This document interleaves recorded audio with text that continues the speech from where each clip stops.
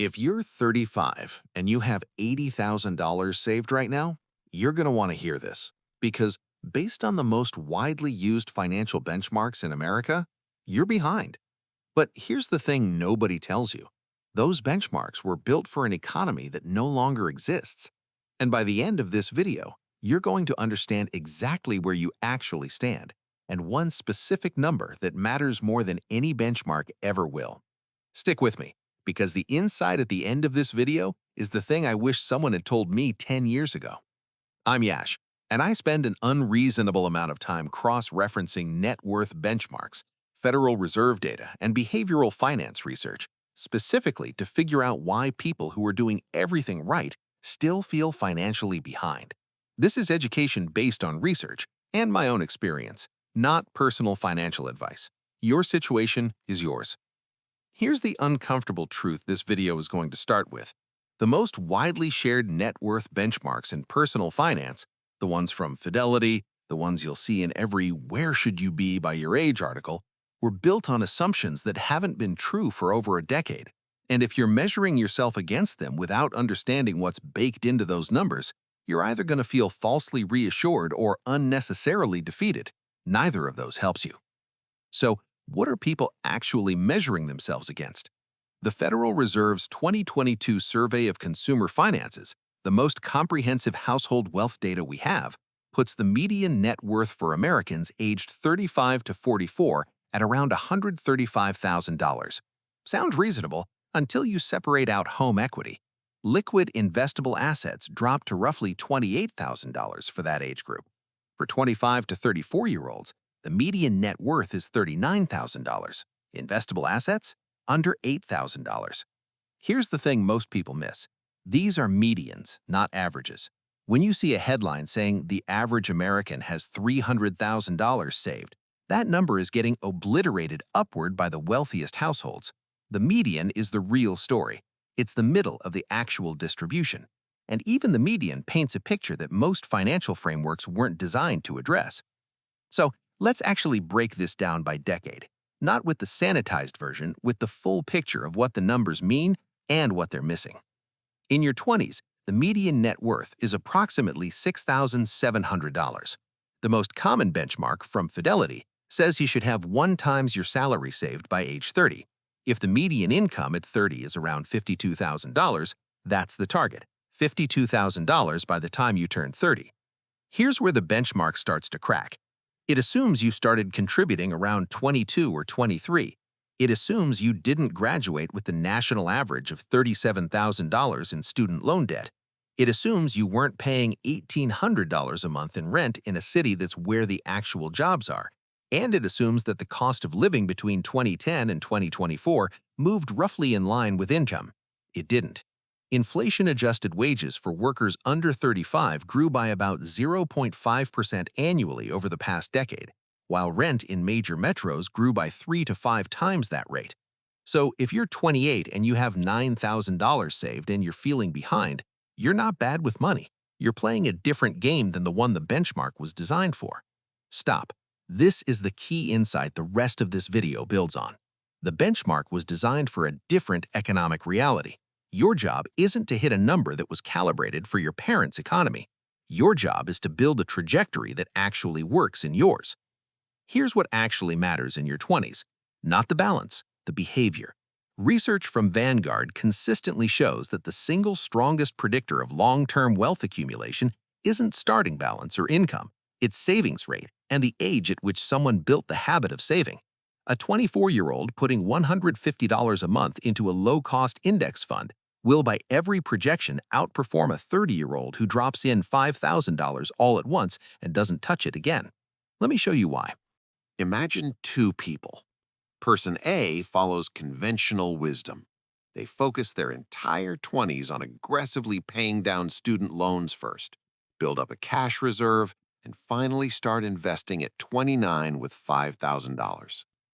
Person B starts at 24 with $75 a month, money they have to think twice about, and gradually increases contributions as income grows. By 32, Person A has $5,000 invested. Person B has over $8,000. Same discipline, completely different trajectory, just because person B let compounding start earlier. That 8-year head start doesn't just add money, it builds identity. Person B is an investor. That psychological shift is worth more than the dollar amount. So, your 20s goal isn't to hit $52,000 by 30. Your goal is to make investing automatic, eliminate consumer debt, and hit a savings rate of at least 10% by 25 and 15% by 28. Those behaviors are what compound into benchmarks you'll actually care about. Now, the 30s. Fidelity says 3 times your salary by 40. If you're earning $62,000 at 40, that's a target of $186,000. If you're earning $100,000, the target jumps to $300,000. These numbers are real and they're meaningful, but the benchmark conversation almost always skips the variable that determines whether you can hit them: lifestyle inflation. The 30s are the decade where income rises fastest for most people, but so does spending. Bigger apartment, nicer car, more travel, maybe a house, maybe a kid. Behavioral economists call this hedonic adaptation. Your brain resets to each new level of spending as the baseline, and it takes conscious effort to interrupt that cycle. The data backs this up. According to a 2023 Fidelity analysis, Americans in their 30s increased their retirement savings rate on average by only 0.4% over a 5-year period, despite income growing by an average of 18% over the same window. They earned more, the savings rate barely moved. Here's what that costs you, and this number stopped me when I first calculated it. A 35-year-old earning $80,000 and saving 10% is putting away $8,000 a year. That same person saving 15% is putting away $12,000. That $4,000 annual difference, invested from 35 to 65 at a historical S&P average of roughly 10%, becomes approximately $720,000. Not $4,000 more, $720,000 more from one decision about lifestyle inflation made in your mid-30s. Your 30s goals should be simple. Eliminate all non-mortgage consumer debt, build a 6-month emergency fund in a high-yield savings account, and protect your savings rate from lifestyle inflation every time you get a raise. When income goes up, automatically redirect at least half the increase to your investment accounts before it ever hits your checking account. This isn't discipline, it's design, and design beats discipline every single time. Now here's where it gets really interesting, and where most net worth by age videos completely miss the picture: the 40s. Fidelity's benchmark for 50 is 6 times your salary. Median income at that point is around $65,000, so the target is $390,000. And here's the thing: if you're at the median, you're nowhere near it. The actual median net worth for Americans in their 40s is $76,000. That's not 6x salary. That's barely 1x. And this is the gap that most financial content glosses over with optimistic projections and generic encouragement. I'm going to be direct with you.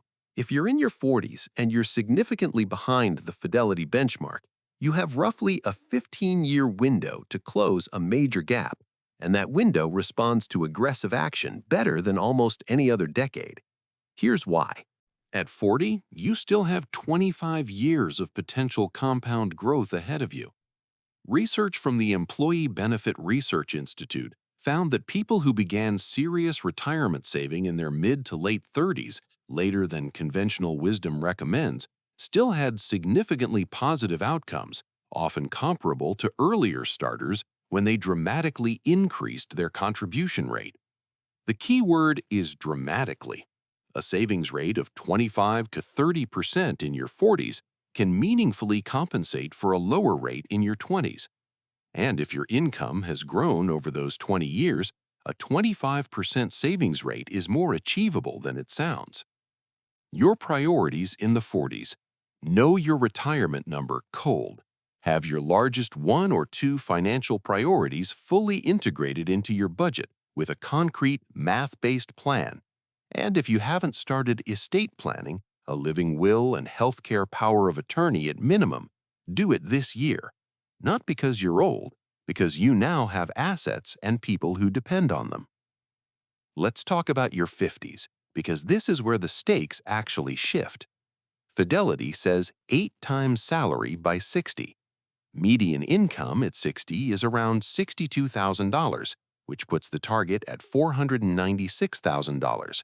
This is an absolute minimum, and here's why I think you should be targeting 10 to 12 times. The variable almost no benchmark by age video prices in, honestly, Social Security. The Social Security Administration's own trustees report projects trust fund depletion by the mid-2030s. At that point, if nothing changes legislatively, benefits would be reduced to approximately 79 cents on the dollar from current projections. If you're 50 today, you retire into that environment. The Social Security income you're planning on may be smaller than you expect. That gap has to come from somewhere, and for most people, it comes from their invested assets. Here's what that action looks like. First, max out catch-up contributions. In 2026, the 401k contribution limit for people over 50 is $32,500 per year. Under 50, that limit is $24,500.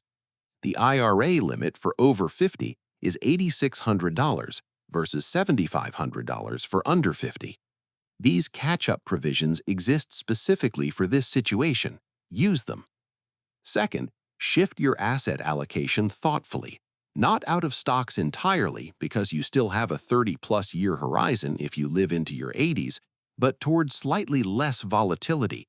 A portfolio of 70% equities and 30% bonds or fixed income is a common target in the early 50s for a reason. Third, and this is the behavioral piece most financial content skips, calculate your actual retirement spending number, not a rough guess, the exact lifestyle you want in today's dollars, costed out line by line. Research from J.P. Morgan found that retirees typically spend 20 to 40% less than they expect in the first decade of retirement. Because the mortgage is gone, the kids are gone, and the drive to keep up with professional peers disappears. Knowing your actual number often reveals that the gap you're trying to close is smaller than you feared. Your 60s.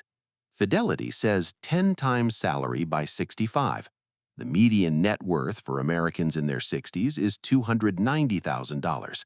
Against a target of $634,000 at median income, that's a significant shortfall. And this is why the decisions made in every decade before this one matter so much. Here's what changes in your 60s. Capital preservation becomes the priority alongside growth. You're transitioning from accumulation mode to distribution mode, and sequencing risk, the risk of a market downturn in the early years of retirement, becomes the most dangerous financial threat you face. A 30% market drop in year 2 of retirement, when you're withdrawing 4% annually, can cut your portfolio's lifespan by 8 to 10 years. This is why your 60s require a different kind of financial thinking, not just how do I grow this, but how do I protect and distribute this? Most people in their 60s who are on track financially use a bucket strategy, keeping 1 to 2 years of living expenses in cash or cash equivalents, 3 to 5 years in conservative fixed income, and the rest in equities for long-term growth. This allows you to ride out market volatility without being forced to sell at the bottom. Now let me pull all of this together and give you the one number I promised at the start that matters more than any benchmark on this list. The question, where should I be by my age, is not a bad question, but the benchmarks most people use to answer it were designed for economic conditions that have fundamentally changed. They were built before student debt became a $1.7 trillion national phenomenon, before housing affordability hit its worst level in 40 years, before Social Security's long-term solvency became a real actuarial concern. This doesn't mean the benchmarks are worthless. It means you need to use them as directional signals, not report cards. And the real metric, the one number that research consistently shows matters more than your current balance at any age, is your savings rate. Think about it this way. A compass that tells you you're south of where you want to be is useful. A scoreboard that tells you you lost is just discouraging. Use the data as a compass. Here's your action. Right now, today, open your last 3 pay stubs and calculate your actual savings rate. Everything going to retirement divided by gross income. That single number tells you more about your financial future than your current balance does. If it's above 15%, you're building something real. If it's between 10% and 15%, you're one decision away from meaningful progress. If it's under 10%, that's your single most important financial problem to solve.